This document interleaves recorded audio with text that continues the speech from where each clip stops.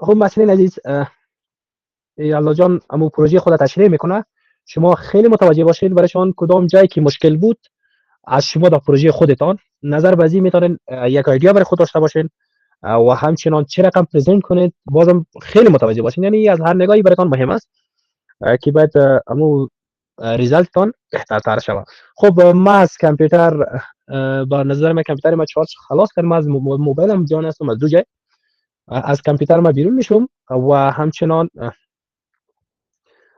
ریکاردینگ هم به نظر من یکی از همکاران انداخت ریکاردینگ مسج کرده اینجا. بله ریکارد است. خب جلسه در ریکارد است، ضرور نیست که شما یالا جان در ریکارد بانین نوره. خب شما شروع کنید، تشریح رو شروع کنید و مسئله دیگه خیلی متوجه باشین جایی که مشکل داشتین ما در خدمت هستم. صحیح؟ درست است استاد. به نام خداوند بخشنده و مهربان. پروژکت ما درباره بود که ما یک داشبورد بسازیم در پاور بی آی. ما دیتا که من انتخاب کردم درباره ورلد بانک دیتا بود که ما او دیتا را انتخاب کردم. اولین عنوان از او global development analysis است. درباره است که this project analyzes key global development indicators to understand economic, social and environmental trends across countries. یعنی این کاست تحلیل توسعه جهانی را با استفاده از دیتاهای بانک جهانی است که این پروژه میتونه شاخصهای مهم را در توسعه جهانی بررسی کنه تا یک روند اقتصادی، اجتماعی و محیط زیستی کشور را چی کنه تحلیل کنه. ما در پروژه مطالعه کردیم که تصویر جامع از وضعیت و توسعه جهانی یک کشور را ارائه کنیم یا از کامپلیتلی جهان. توسعه تنها به معنای اقتصاد نیست بلکه ترکیب از عوامل اقتصادی، اجتماعی و محیط زیستی میباشه. بخش دیگه از این است why World Bank data set. First point از این است reliable and official global data sources covers multiple countries and areas include economic, social and environmental indicators. این چرا داده های بانک جهانی رو ما چی کردیم سلکت کردیم یا انتخاب کردیم که منبع رسمی و ایکاس اولین من یک قابل اعتماد است و رسمی می باشه. پوشش چندین کشور و سالهای مختلف می باشه، شامل شاخص های اجتماعی، اقتصادی و محیط زیستی می باشه. یعنی ما این دیتا رو انتخاب کردیم چون اعتبار از کس بالاست و در پروژه های دانشگاه ها یونیورسیتی ها ما میتونیم که از منابع رسمی که اهمیت زیاد داشته باشه ما میتونیم از او استفاده کنیم. این دیتا ها که مثلا با ما امکانی را میده که ما چندین کشور رو مقایسه کنیم در سالهای مختلف. Key indicators used in the dashboard. First point as population as GDP as life expectancy as unemployment rate as CO2 emission as access to electricity as. این شاخص‌های اصلی که استفاده شده در داشبورد جمعیت از تولید ناخالص داخلی از امید به زندگی، نرخ بیکاری و انتشار CO2 از دسترسی به برق است. یعنی ما میتونیم با استفاده از این شاخص‌ها که به صورت تصادفی انتخاب نکردیم، یعنی هر کدام از این متغیرها یک بود مهم توسعه را به ما چی میکنه نشان میده. یعنی امی خود پاپولیشن که نشان دهنده اندازه و ظرفیت انسانی یک کشور است و همچنین جی دی پی که قدرت اقتصاد و سطح تولید یک کشور چی میکنه به ما نشان میده و لایف اکسپکتنسی که وضعیت سیستم صحی و کیفیت زندگی را به ما چی میکنه نشان میده. همچنین آپشن های دیگه به می شکل است که وضعیت بازار و کار مشخص میکنه، unemployment rate و CO2 emissions که تاثیر کشور بر محیط زیست نشان میده و سطح توسعه زیرساختی و رچی میکنه مشخص میکنه. این مربوط بخش access to electricity است. بخش دیگه که از داشبورد استراکچر است که شامل دو پوینت میشه. پیج اولش که overview and trend است، detail country analysis است. یعنی صفحه اول که نمای کلی یک روند است و صفحه دوم که صرف تحلیل جزئی از کشورها میشه که رو به ما نشان میده. این ما داشبورد به دو قسمت تقسیم کردیم که مثلا تحلیل ما به شکل منظم تر و قابل فهمتر دیده شود. Visualization logic است بخش دیگه است. line chart for trends over time, bar chart for country comparisons, pie chart for distribution, KPI cards for summary. یعنی ما چرا از این چارت ها استفاده میکنیم که نمودار خطی یا آنلاین چارت برای روند زمانی استفاده میشه. نمودار ملی یا کالم چارت هست برای مقایسه کشورها، نمودار دایره‌ای برای توزیع سهم و کارت ها برای نمایش خلاصه اطلاعات. زمانی که ما بخوایم دیتا رو سمری نشان بدیم ما میتونیم از کارت ها استفاده کنیم که به شکل خلاصه به ما چی کنه نشان بده. مثلا انتخاب نوع چارت ها در خود داشبورد که بسیار مهم است. اگر بخوایم تغییرات یک شاخص مثلا در طول زمان ببینیم ما بهترین گزینه از اون است لاین چارت است که ما میتونیم به شکل بهتر و دقیق‌تر رو رشد کنیم نشان بدیم. Key findings is first point as economic growth vary significantly across countries. Higher GDP is often linked to higher life expectancy. Some countries have high population but lower economic output. یعنی یافته‌های اصلی از کسایی یعنی رشد اقتصاد در کشورهای متفاوت است. جی تی بی بالاتر معمولا که است که با امید زندگی مثلا بالا مرتبط میباشه. برخی کشورها جمعیت زیاد اما تولید اقتصادی کمتر دارند. تحلیل ما نشان میده که توسعه در کشورهای مختلف مثلا به شکل یکسان نمیباشه. کشورهایی که جی دی پی بالا دارن معمولا سیستم صحی بهتر دارن و این به این شکل است که مثلا اگر زمان امروز ما ببینیم امید زندگی بیشتر دارن، اما در برخی کشورهای جمعیت از بسیار بالاست و تولید اقتصادی از پایین‌تر است، میتواند نشان دهد که چالش‌های توسعه‌ای باشد. Importance of this analysis. یلدا جان یک لحظه به مسئله عزیز که نوجوان شدین اینی امو کارخانه‌گرا که به ما من حیث فاینل پروژکت برای شما دادیم هر کدامتان باید هر روز به نوبت یک پرزنت کنید، چون درس‌های ما خیلی کم مونده و کار عملی باید زیاد سرتان کنیم به خاطر اینکه بفهمین و همچنان من حیث اینی را یلدا جان که پرزنت میکنه به می شکل باید هر کدامتان به نوبت پرزنت کنین و چقدر هم که پرزنت میکنین یعنی یک مثال است براتون که فعلا یلدا جان پرزنت میکنه و کوشش کنین جایی که مشکل دارین در داشبوردتان ایرا من حیث یک فکر کنین یک الگو بر خود و قرار بدین و همچنان به این شکل میتونید بر خود عمود داشبوردهای خودتان جور کنید. خب شما میتونید یلدا جان ادامه بدید. آخرین بخش از این کسر importance of this analysis است که this dashboard helps understand global inequality and support data driven decision making. یعنی اهمیت این تحلیل که این داشبورد کس به درک نابرابری جهان چی میکنه، کمک میکنه که ما یک تصمیم گیری مبتنی بر داده ها اما دیتا ها را چی کنیم حمایت میکنه. هدف اصلی این پروژه فقط ساختن یک چارت نیست یا کارت ها نیست. هدف اصلی از این که ما مثلا یک درک بهتر داشته باشیم. مثلا زمان سیاستگزاران یا تحقیقگران به داده های دقیق دسترسی نداشته باشن میتونن تصمیم های بهتر و موثرتری بگیرن. این بخش لایت تایم بود که تشریح بود و فعلا میریم سر داشبورد که ما ساختیم. این درباره ورلد بانک است. این که ما چه قسم دیتا را گرفتیم. اول رفتم در گوگل کروم در کگل سایت به خود یک پروفایل ساختم. یلدا جان باشه بازم اینتراپت شدم. یک کمی دقیق‌تر تشریح کنین این داشبورد ده سیست به خاطر از اینکه اگر من دیدم اکثریت مثلا دی باش بازم بعضی بخشایش از یادش رفته یا بعضی وقت تعیین کردن نمیتونه به خاطر اینکه بفهمه جایی که مشکل باشه باز آخر میتونید مثلا برای ما باز مسیج کنین در هر جایی که مشکل داشتین. خب از اینجا یک فکر کنین یک مثال خیلی خوب است براتون که یاد بگیرین. خب از اول برین چه رقم شروع میکنین از تو پیش برین سیست یک کمی با دیتیلز برین دیگه. درست است.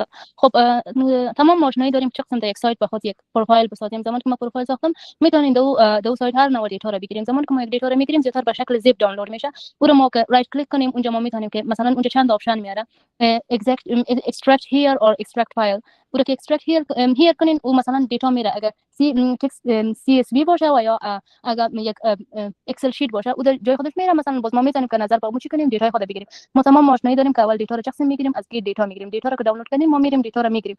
این قسمت دیتا است. هر وقت که ما دیتا رو اوپن کردیم او کلاک شد دیتا در اینجا میاد.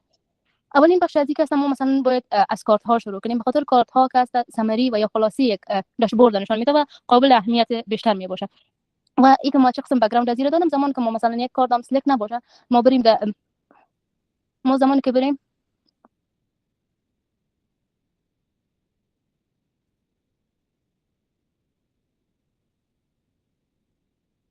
زمان که بارس معذرت استادی خیلی ممکنه مشکلی نداره. زمان کدام کارت سلکت نباشه ما اگر بریم در اینجا بریم در فرمت پیج اگر زمان ما کلیک کنیم اینجا تمام اینفورمیشن درباره یک پیج است که ما میتونیم در اونجا همچنان این بخش فیلتر رو تغییر کنیم، سایزش رو تغییر کنیم، میتونیم هیدر کودرش رو تغییر کنیم. بخش اصلی از اینکه مثلا چیزی که استفاده کنیم کانواس بک‌گراند است که ما میتونیم به اینجا بین بک‌گراند پشت کارت های ما رو که ما دادیم سیاه دادیم. ما میتونیم از اینجا هر کالری که بخوایم میتونیم به استفاده کنیم. ما نظر به کارت های از خود کس نظر به کارت هایی که استفاده کردیم کالر شما نظر به بلک کالر استفاده کنیم. شما اگه میخواین میتونین کالر های مختلف نظر به کارت ها چی کنین استفاده کنین. اولین بخش از اینکه بود تغییر بک‌گراند بود که مثلا اولین چیزی که ما باز داشبورد خود ساختن کارت ها بود. زمانی که ما در بخش داریم اولین بخش از اینکه است کارت هاست. این ساده ترین شکل کارت هاست. کارت ها رو استفاده میکنیم. ما در چی انداختیم sum of GBD USD. ما میتونیم که چی کنیم سلکت کنیم. اینجا که در کارت ها استفاده کنیم و اتوماتیکلی نوشته میشه. در اینجا که ما تغییراتش نوشته میکنیم. call out values و دیگه کاتگوری لیبلز. این بخش که است call out value که است مربوط این قسمتش میشه. که ما میتونیم که فونت تغییر بدیم، سایز تغییر بدیم، کالرش تغییر کنیم. دیگه دیسپلی یونیتس که است ما میتونیم که مثلا اون اینی اعداد که است به شکل میلیون نشان میدیم، به شکل 1000 تا بخوایم ما میتونیم نشان بدیم یا میتونیم که اتوماتیکلی بگیریم یا نان بگیریم که هیچ تغییر در او ایجاد نشه. همچنان ویلیو دیسیمال پلیسز که ما هیچ تغییر نآوردیم. دیگه کاتگوری لیبلش است. کاتگوری لیبل این قسمت مربوط کاتگوری لیبل میشه. ایران به قبلا ما میتونیم فونت تغییر بدیم، بولتش کنیم، ایتالیکش کنیم، کالر از را چنج کنیم. کارت های دیگر رو ما به این شکل استفاده کنیم. صرف اگر میخواین که وقتتون ضایع نمیشه، ضایع نشه، صرف دیتا رو در هر کارت بندازین، یک کارت تنظیم کنیم. ما دیگه میتونیم زمان کارت سلکت کنیم، از فرمت پرینتر ما میریم تمامش سر از او اپلای میکنیم، کارت های ما دقیقاً به یک شکل می. ولی یک مشکل اینجا زمانی که ما یک کارت فرمت پرینتر کنیم، به خاطر کارت های دیگه و چارت های دیگه استفاده نمیشه. به خاطر کارت دو جزء اصلی داره و زمانی که ما مثلا یک کارت دیگه فرمت پرینتر کنیم، عنوان ما اول از بین میره، دیگه با ساب تایتلش از بین میره، ویدیو ها از بین میره. به همین خاطر هر وقت زمانی که میخواستین که فرمت پرینتر کنین، صرف با آپشن هایی که سیم بود شما میتونید که چی کنین اپلای کنین. در اینجا ما مثلا بس در بخش جنرال از کسا تایتل خو نمیتیم به او دیگه افکتش کسا صرف ما به او افکتش که دادیم، به اون شادو دادیم که ما میتونیم کلر شادو رو هر رقم که بخوایم استفاده کنیم. به خاطر که بهترین رنگ که بلک کالر یا گری کالر کسا او رنگ سفید به او میتونیم استفاده کنیم که کمک درست و واضح معلوم شه. دیگه ما میتونیم که بخوایم که در کدام قسمت داشته باشیم، اوتساید داره و اینساید. اگر ما بخوایم که شادو رو در اینساید بریم یا در اوتساید میتونیم که استفاده کنیم. دیگه پوزیشن هست که ما میتونیم در قسمت چپ راست، در راست طرف و بالا، در تاپ لفت ما میتونیم که هر آپشن که بخوایم که از این کنیم، از این میتونیم که استفاده کنیم. این تقریبا بخش کارت هاش بود که تقریبا به یک شکل او رو تمام شما میتونیم که استفاده کنیم. دیگه بخش ما داشبورد های زیاد رو دیدم در گوگل و ایتی، تقریبا کارت ها کسن یا طرف بالا طرف راست می، یا مثلا ما میتونیم که طرف راست از کارت ها رو بهترین موقعیت از کسا ما میتونیم در این موقعیت ها چی کنیم او رو استفاده کنیم. دیگه این بخش از کسا این بخش اینی آپشن هایش است، از بخش سلایسر است. ما میتونیم که سلایسر ها استفاده کنیم. سلایسر ها کسان چندین آپشن داره که مثلا این ما میتونیم که به این شکل نشان بدیم. بزرگترین بخش سلایسر کسا مثلا به این شکل نشان داده میشه، به شکل یک لاین هم نشان داده میشه. ما این بخش استفاده کنیم، صرف میتونیم که فیلتر کنیم به چی، به پاپولیشن. مثلا آپشن هایی که اگه زیاد باشه ما میتونیم به این شکل نیست چی کنیم او استفاده کنیم. این کس تمام دیتا ها نشان میده. ما میتونیم هر یک از سلکت کنیم در این چارت ها کس به شکل اتومات ما میتونیم که چی کنیم تغییرات ببینیم. سلایسر ها معمولا به می شکل استفاده میشه. مثلا ما میخوایم که دیتا رو در یک موقعیت یا در یک جای ببینیم، مثلا میریم در سلایسر سلکت میکنیم کشور مثلا یا هر چیز دیتا دیگه که باشه، همون زمانی که ما سلکت میکنیم اونم دیتا چی میشه به ما نشان داده میشه. دیگه بخش از اینکه سلایسر سیتینگ است که مثلا ما میتونیم اینو به هر شکل تغییر بدیم. ما اینو به شکل دراپ داون گرفتیم، به این شکل پرکتیکال لیست ما میتونیم بگیریم، در بیتوین میتونیم بگیریم. اینی به نظر من به شکل است که دو نقطه داره و یک خط وارسته. ما میتونیم آپشن چی کنیم کم و زیاد کنیم. دیگه سلکشن است که ما تقریبا در یک قسمت ها هیچ تغییراتی را نآوردیم. دیگه اینی بخشش است که ما میتونیم هیدر از اون که پاپولیشن است او را چی کنیم، بزرگ و کوچک کنیم. و یکی دیگه باردر است که مربوط اینمی عنوان میشه. اگه باردر ما بخوایم ما میتونیم باردر بدیم، بک‌گراندش هم مربوط به قسمت میشه. هر ما باردر بدیم به اون قسمت ما میتونیم یک بک‌گراند بدیم. بک‌گراند از که شامل کالر ها میشه. ما هر کالر را که ما بخوایم به اون بک‌گراندش داده میتونیم. تقریبا بک‌گراند هایی که ما به شکل قبلی در کارت های دیگه ما استفاده میکنیم.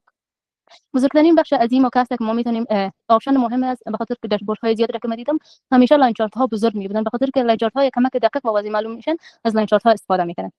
در لاین چارت ها که اصلا ما دیتا ها را چی میکنیم، نظر به داشبورد ما که مثلا کدام دیتا ها سیت می باشه به یک دیگر امور استفاده میکنیم. ما در محور ایکس یه را گرفتیم، در محور وای چی را گرفتیم، سم اف جی پی دی یو اس دی و در لیجندش که او را کانتری گرفتیم. در سکندری وای ایکس او را خالی گذاشتیم. شکل کارت ها هم که ما تقریبا تمام ما میفهمیم. اول بخش جنرال شده که به او تایتل دادیم، پراپرتیز پراپرتیز است که ما میتونیم اتوماتیکلی از اینجا ویدیو های از رو تغییر بدیم. اگر شما میخواین میتونین از پراپرتیز میتونین که های ویدیو کارت میخواین اگر تغییر بدین. اگر ما میتونیم از این قسمت ها خودمون به شکل آسان چی کنیم استفاده کنیم. تایتلش تغییر ندادیم، سایزش 24 گرفتیم، بولتش کردیم، کالرش سفید گرفتیم و دیگه بک‌گراند به اون ندادیم، به خاطر که معمولا زمانی که در پروژکت های بسیار داشبورد ها ما ببینیم از به خاطر بک‌گراند تایتل و یا با تایتل بک‌گراند هم نمیده، باردر هم برش نمیده. دیگه که سب تایتل است که ما میتونیم خودمون برای تایتل بدیم. اگه زمانی که او را آف آن کنیم، خود از اون تایتل که مثلا داشبورد داره خودش به ما او را اتوماتیکلی یک ساب تایتل می داشته باشه او را آن میکنه. کالر از سایزش زیاد کردیم، کالرش تغییر دادیم و بولتش نکردیم، به خاطر که ساب تایتل ها معمولا بولت نمیشه. دیگه دیوایدر است که در این قسمت میاد که ما استفاده نکردیم تقریبا از دیوایدر و دیگه سپیسینگ است که تقریبا شاید سپیسینگش هم تغییر ندادیم، به خاطر که معمولا سپیسینگش هم کمی بود. در افکت و شادو استفاده کردیم که ما میتونیم که یک شادو بدیم به کارت مثل کارت های قبلی وار. دیگه بخش ویژوالش هست. تمام اولین بخش از این گرید لاین است. گرید لاینش یعنی لاین هاست که ما میتونیم او رو به شکل معمولا به شکل هورایزونتال میشه. کالر از رو تغییر دادیم. ما میتونیم که ترانسپرنسی از رو کم کنیم، اگه کم کنیم یا زیاد کنیم تغییرات در کالر از معلوم میشه. ما میتونیم او رو به شکل های مختلف بگیریم، مثلا لاین استایل بگیریم، به شکل نقطه نقطه بگیریم، به شکل داش بگیریم. ما میتونیم که به هر قسمت به هر شکل از استفاده کنیم. ویت از رو هم زیاد میکنیم ولی معمولا در کارت ها از ویت بیشتر استفاده نمیکنیم، به خاطر که خودمون کارت ها باز خوب به نظر نمیاد. زوم سلایدر است ما استفاده نکردیم. خب زوم سلایدر هم شما میفهمین که ما میتونیم که دیتا ها رو در کار با استفاده از زوم سلایدر چی کنیم ببینیم. دیگه لاین هاست که اپلای آل تو سیتینگ است، ما میتونیم که مثلا با آل سیتینگ استفاده کنیم یا نظر به ما میتونیم که هر کدوم لاین ها رو که میخوایم تغییر ایجاد کنیم میتونیم یک سلکت کنیم دمو تغییر کنیم. این هم لاین های شکل است، ما اینی لاین ها هدف ماست فعلا این لاین هایی که است این رو ما میتونیم تغییر بدیم. مثلا راوندش کنیم، اگه او راوندش زیاد کنیم اینی تقریبا اینی شکلا هستن به شکل گرد میشن، یک کم شکل خمیده را میگیرن. دیگه ما میتونیم که ویژه زیر زیاد کنیم، ما ویژه زیر سی گرفتیم ما شکلش هم آنلاین لاین موندیم، ما میتونیم که به شکل های دیگه هم چی کنیم او استفاده کنیم. دیگه کالرش هست که آن نیست، دیگه شید ایریاش هست. شید ایریا این قسمتاش میگیره، معمولا در لاین چارت ها بیشتر استفاده میشه به خاطر که اونم چارت لاین های ما چه به شکل بهتر دیده شود. این سریز هست که ما میتونیم با آل سریز بگیریم یا میتونیم که قسمت مشخص کنیم و یک به سریز چی کنیم استفاده کنیم. دیگه بخش مارکرش هست که مارکر اینی نقطه کار میگه، این ما میتونیم به چندین شکل بگیریم. تایپش هست که به شکل مربعی است، به شکل مثلث است، به شکل شلیپاز، به شکل یک داش است. ما میتونیم که به هر شکل ایره بگیریم، میتونیم ویدش زیاد کنیم. این کالر هم مربوط به مارکرها می باشه که میتونیم کالرش تغییر بدیم قبلا واره. دیگه باردرش هست که هدف از اینی باردر در اطراف مارکر می باشه. ما چقدر ویت چقدر امو چی رو بتیم براش یک خط بتیم در اطراف هر مارکر. دیگه دیتا لیبل است، سیریس لیبل است که ما تقریبا در اینجا هیچ تغییر نآوردیم. دیگه کاش بخش سلایسر است. در بخش سلایسر که در اینجا ما از کانتری استفاده کردیم، در اینجا فیلتر کردیم کانتری رو گرفتیم. بخاطر کانتری ما زیاد بود تقریبا سلایسر دیتا چیز بزرگ است. ما میتونیم میره کوچک کم کنیم بخاطر که بازی کنیم خب بزرگتر خوبتر است که کمک واضح معلوم شود. قبلا ورا اگه جنرال بریم تغییر عمومیش در کانتری میه که میتونیم عنوانش بزرگ کوچک کنیم و یک بک‌گراند به عنوان بدیم. تغییر که در جنرال به تنها امی قسمت است. دیگه سلایسر سیتینگ است که آپشن داره که ما میتونیم به شکل یک لیست بگیریم یا میتونیم به این شکل بگیریم یا به شکل قبلی که ما به ورتیکال لیست گرفتیم. دیگه سلکشن هست که تغییر نآوردیم. سلایسر هیدر تقریبا وز جنرال ببخشید تغییر نخورده، از اینجا تغییر خورده. ما میتونیم خود اینمی عنوان تغییر بدیم یا میتونیم که اینمی عنوان ببینیم، صرف اندازه‌ش هم زیاد کردیم، بولش کردیم و کالرش تغییر دادیم. دیگه باردرش هست که ما میتونیم که این باردر که مثلا خطهای بالا و پایین میگه، ما میتونیم که مثلا رو در تاپ بدیم، در باتم بدیم، لفت بدیم، رایت بدیم. ما تقریبا تمام از برای از چی دادیم، یک باردر دادیم و کالر از چی کردیم، کالر از بلک انتخاب کردیم. دیگه لاین ویت هست که ما میتونیم لاین ویت زیاد کنیم که اندازی اما مثلا اندازی لاین چقدر باشه. دیگه بک‌گراند هست که بک‌گراند شما سیاه گرفتیم. دیگه پدینگ آیکون است که تغییر ندادیم. دیگه ویلیوش هست، ویلیوش ما کالرش سفید گرفتیم، سایز 15 گرفتیم، سایز 15 گرفتیم و پدینگش هست که مثلا اینیا رو چی گرفتیم تقریبا سایز اونمو رو 5 که بود استاد رو تغییر ندادیم. دیگه باردرش هست اکثر ما ایره چی کردیم در تاپ باردر گرفتیم و کالر از چی کردیم سیاه کردیم، ویدش هم 4 گرفتیم که کمک معلوم شد در این قسمت بخاطر که رنگ بک‌گراند از و کالر از تقریبا مشابه است، نزدیک است، شاید درست معلوم نشه. خب این قسمت هست مربوط به امی میشه. دیگه بک‌گراندش هست که این قسمت بک‌گراند عزیز، بک‌گراند عزیز صرف کالرش تغییر داده. دیگه این بخش سلایسر هر گاه ما یکی از سلکت کنیم در این چارت ها هست ما میتونیم تغییرات واضح ببینیم. مثلا نظر به هر کشور ما میتونیم چی کنیم یک تغییر دوره ببینیم. دیگه کس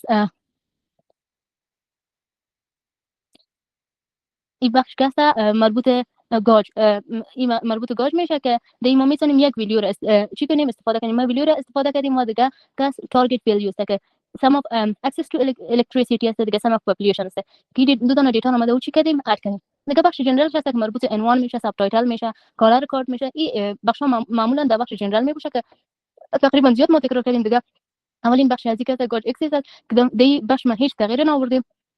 دیگه ما میتونیم که فیل کالر کنیم، ما میتونیم کالر از اینی کسته این ما میتونیم تغییر کنیم. معمولا در کارت ها و دیتا هایی که مثلا بیشتر استفاده میشه میگه پرسنتش باید 100% کمتر باشه بخاطر که بهتر معلوم شه.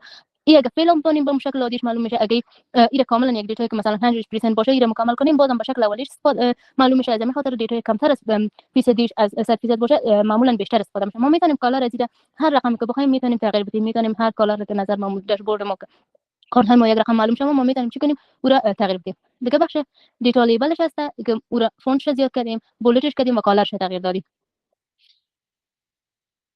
دیگه تارگت لیبل است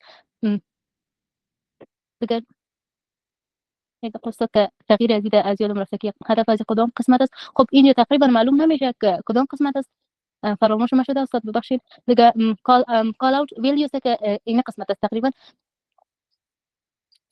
دیگه ما میتونیم که فونت از رو تغییر بدیم، کالر از رو چنج کنیم قبلا واره و ما میتونیم این تغییرات رو چی کنیم بیاریم. دیگه آخرین کارت از این بخش است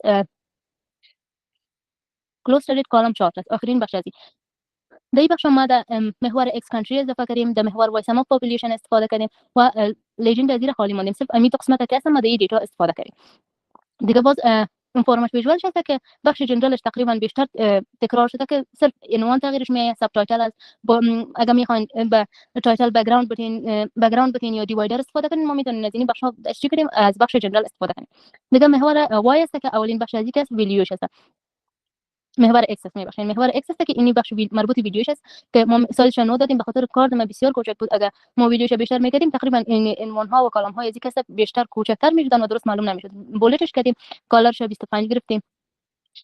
دیگه که بخش تایتل عزیز است که ما میتونیم که تایتل عزیز چی کنیم، تغییر بدیم. population by country ما میتونیم که مثلا این قسمت که بخش تایتل عزیز ما میتونیم این تغییر بدیم یا عنوان خودش هم کاست داشته باشه. میتونیم سایز از رو تغییر بدیم، سایز زیاد کنیم یا کم کنیم، بولتش کنیم و کالر از رو چی کنیم، تغییر بدیم. دیگه بخش لیاوت هست که ما تغییر ندادیم. دیگه بخش وای اکسس است که تقریبا مربوط این قسمت میشه. ما میتونیم قبلا وارکاس در قسمت از اون تغییر نوردیم. بخش ویدیوش است که ما اندازش نو گرفتیم، بولتش کردیم، کالرش تغییر دادیم، دیسپلی یونیت و ویدیوش تغییر ندادیم. اگر ما بخواین مثلا شما میتونید دیسپلی یونیت تغییر بدیم که میتونید به شکل بیلیون بگیرین، 1000 بگیرین. خب اگر ریتو زیاد باشه به مثلا اگر او رو به تریلیونز بگیرین او تقریبا مجبور هستیم که ما ویدیو دسیمال از رو چی کنیم، بیشتر که بریم او به شکل اگر باشه باز تقریبا این قسمت بیشتر میگیره به خاطر که اندازه صفرهای از او زیادتر میشه. نکته تایتلش قبلا ورکی اینی تایتل از بخش است، سایزش تغییر میدیم، کالرش تغییر میدیم. خب بهتر است به خاطر که سایزی که اگر محور ایکس باشه و وای باشه بهتر است، به خاطر که معمولا این قسمت اگر یک رقم باشه کارت های محکم بهتر دیده میشه.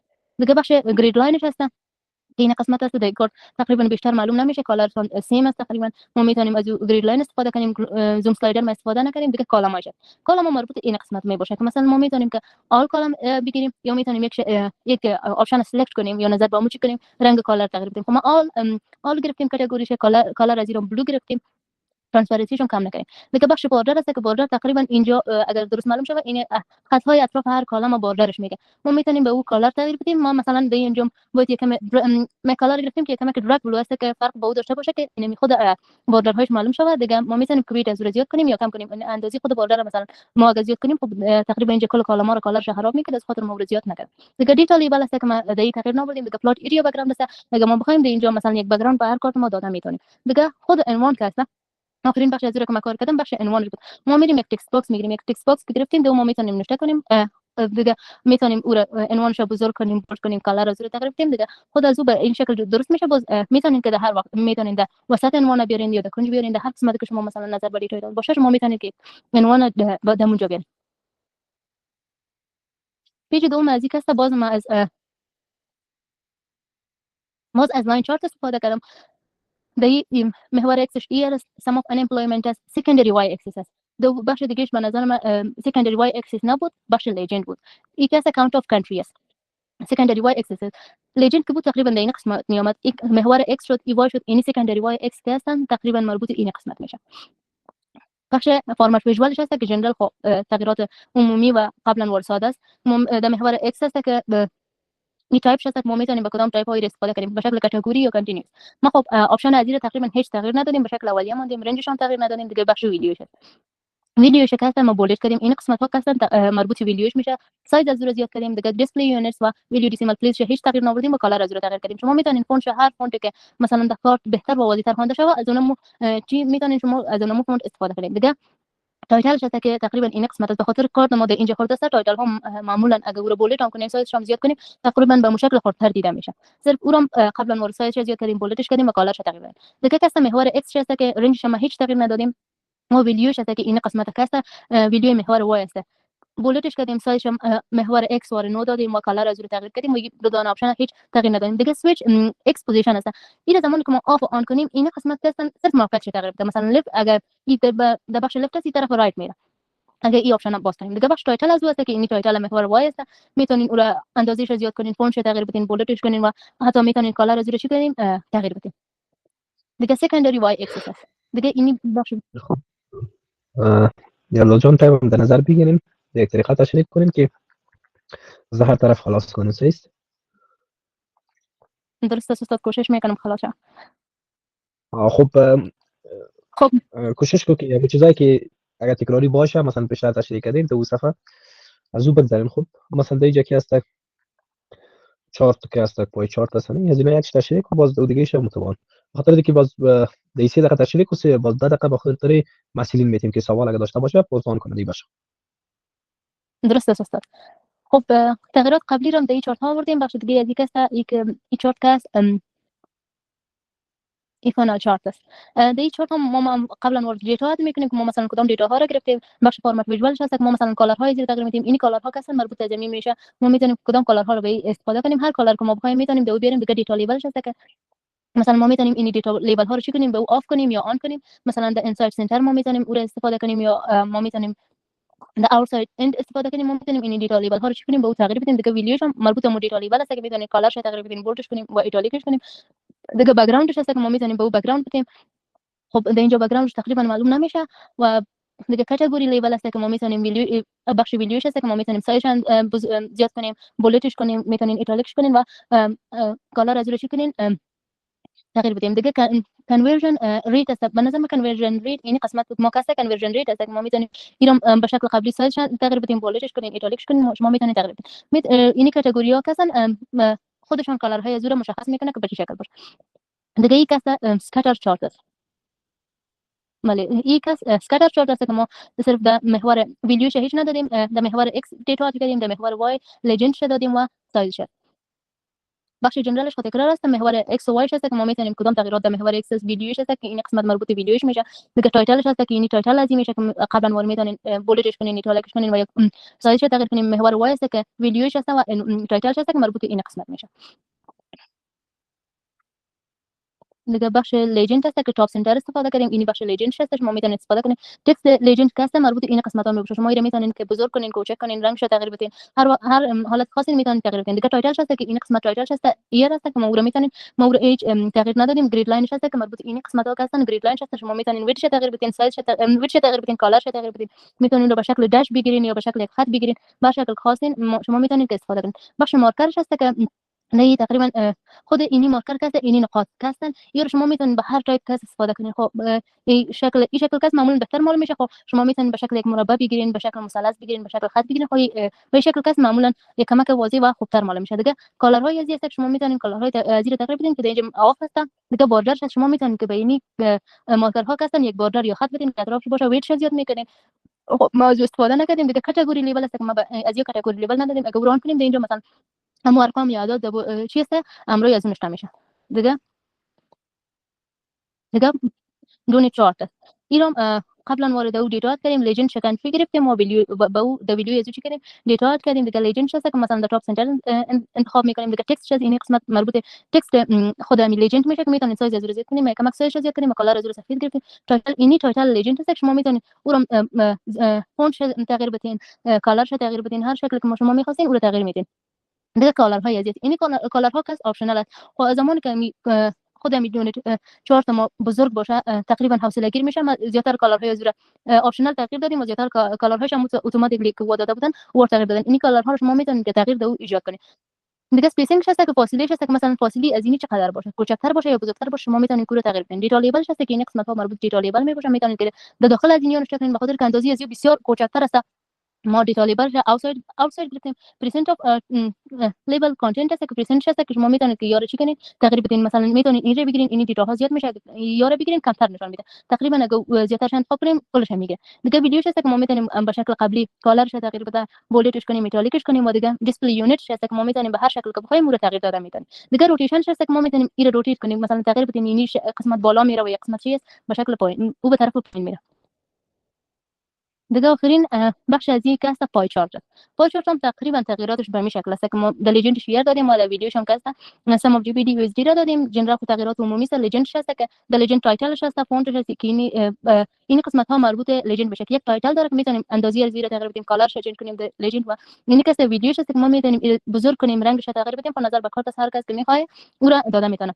مثلا سلایسز هست که مثلا این قسمت ها رو شما میتونید به این شکل میچ کنین، کالرش تغییر بدید. دیگه ما بعد رنگ های زیر تغییر دادیم ولی زیاتر شما به شکل اولی ماندیم. دیگه دیتا لیبل است. اینی که است دیتا لیبل های است میتونید در اینساید بگیرین یا در اوتساید بگیرین. ما این اوتساید گرفتیم. دیگه پریفیر اوتساید، پریفیر اینسرت شما میتونید این آپشن ها رو استفاده کنیم. دیگه اینی بخش دو بخش کم شما استفاده کنیم. زمانی که اینی بخش ما استفاده کنیم تقریبا این قدر دیتا به او چی کردن ما دیتا لیبل از سلکت شده ویدیوش هست که ما میتونیم سایزش تغییر بدیم فونتش تغییر بدیم بولدش کنیم ایتالیکش کنیم دیگه روتیشن از است که اینم به شکل امیچور ما میتونیم اگر روتیشنش کنیم یک دور میخورم مثلا یک پوینت باشه میتونیم به طرف بالا ببریم و به طرف پایین ببریم